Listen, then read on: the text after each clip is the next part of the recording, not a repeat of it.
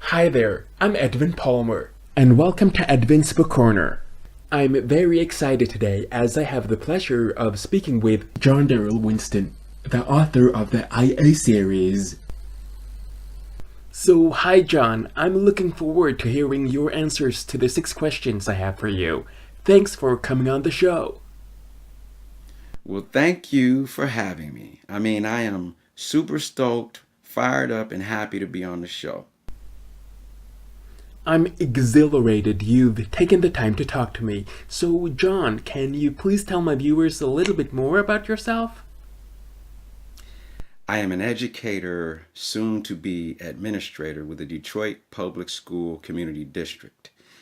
Teaching is a second career for me, with recording artist, probably slash record producer being the first.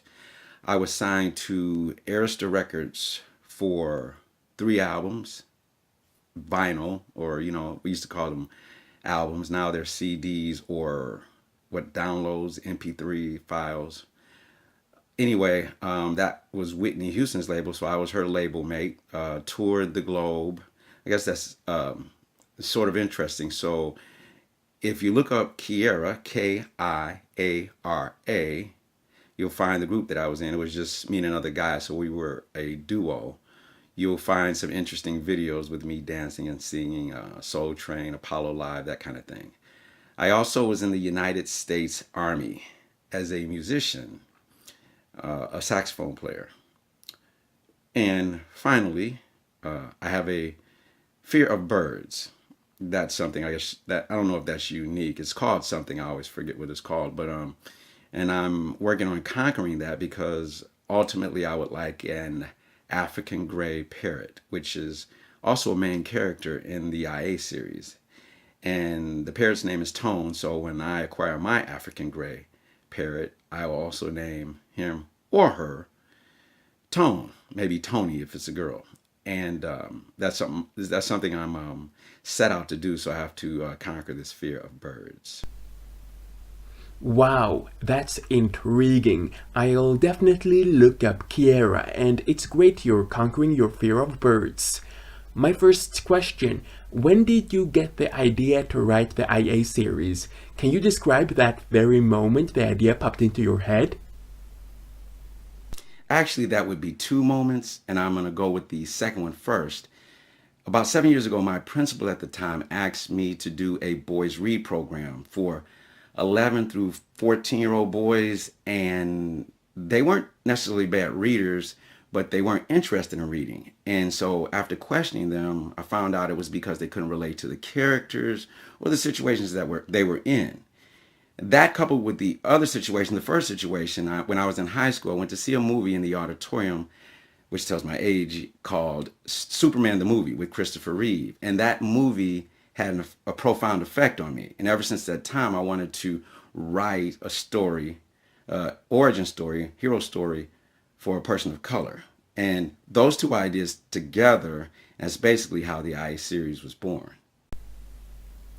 That was a great movie. I remember it. Something I'm curious about is how much of yourself you put into Nas Anderson. I think there's a lot of me in Nas Anderson. I don't know if it's possible to not put a lot of yourself into your character.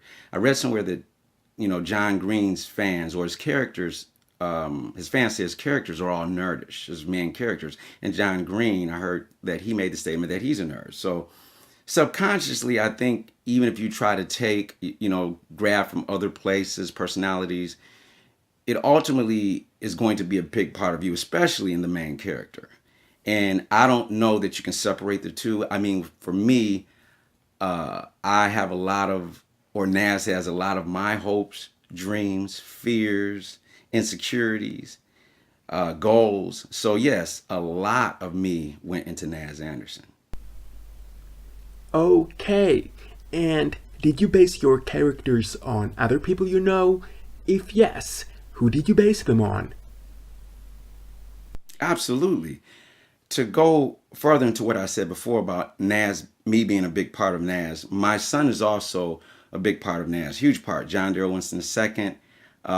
My son's a Renaissance guy. He's a good athlete. He plays chess well. He's a black belt in karate, and I gave all those characteristics to Nas. Same with, and I'll tell you another character. Mary is a carbon copy, probably 95% my daughter Marquette. Tennis, what? She's going to be a lawyer when she grows up. She's a great singer and very outgoing, very intelligent. Another character, the Coach Fears is just like a coach that I work with. So I take them from the characters in my real life. That's awesome. Nas, Mary, and Coach Fierce did feel very real and were definitely distinctive characters. That leads me to my next question. Where did you get the rest of the inspiration to write the IA series? So I'll expand on what I talked about earlier.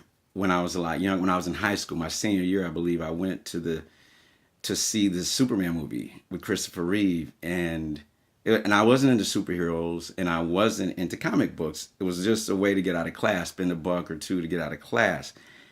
But this movie was huge for me. It just spoke to me. And from that point forward, I began to just jot down ideas, and I noticed there wasn't, when the superhero movies started to come, there weren't any with people of color.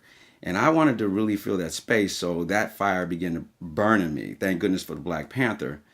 But I really wanted to fill that void and write a story for a person of color, origin story, and a hero's journey. It's great you wanted to fill that void. If you ask me, we can never get enough superheroes of color. Like in Black Lightning, there's a lesbian superhero of color, and I love that. Anyway, let's move on to something sadder. Some of your characters are killed. I won't say who, but why did you feel you had to kill them? Okay, that's a really good question. And first, let me say that was always the plan, and for two reasons. One is I wanted the book to be real, and I teach in Detroit Public Schools Community District, and it's rare, if at all, that I go a year when some tragedy does not occur like that in a building that I teach in. And you might say, well, what's a good opportunity. Maybe you can write something where the kids could have an escape from that. But I don't know that.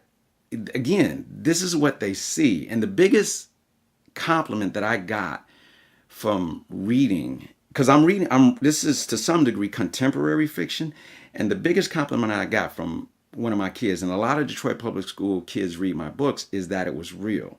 They didn't want a fairy tale.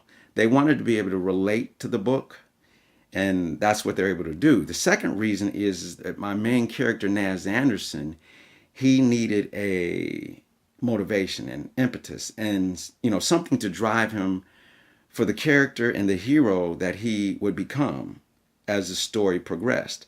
And that was always the plan. Even when I went to writing school, and the second book, Boss, was a thesis. It was my thesis for my MA in writing school, and I wrestled with that, and I actually thought about changing that part of the story, but my mentor and, in my community of writers and writer colleagues, they convinced me that I should stick with my heart, and that's what I did. I'm glad you did. What did it feel like when you'd finished the first book in the series? Yeah, finishing that first manuscript, the first book in the IA series, which was actually the first two books, because that first manuscript was well over 100,000 words. So I ended up cutting it in half, which is how Initiate was born, because it was originally all Boss. And it was quite an accomplishment for me, because I had written screenplays and a few stage plays, but nothing with the quantity of words that a novel has. So, and I had taken a trip up north. I live in Michigan. Taking a trip up north to finish the last 3 chapters, which was really emotional chapters. And so, it was a huge accomplishment. So it felt really good. I can't think of an adjective that's glossy enough to express how I truly felt when I finished it. Finishing a novel is a huge accomplishment. Thanks again for taking your time to come on the show. It was great having you. Oh, the pleasure was all mine. Thank you again for having me. It was fun. If you want to find out more about John Darryl Winston, you can subscribe to his YouTube channel and visit his website where you can buy a copy of all his books and a novella. And you can follow him on Instagram, Facebook, and Twitter. You can find all these links below this video. And if you want to watch this series from the start, you can do that by clicking on that link as soon as it appears on the screen. I'll be back next Friday with a new lesson in my Figures of Speech series. Till then, I only want to say 3 things. Thank you for watching, have a great day, and bye for now.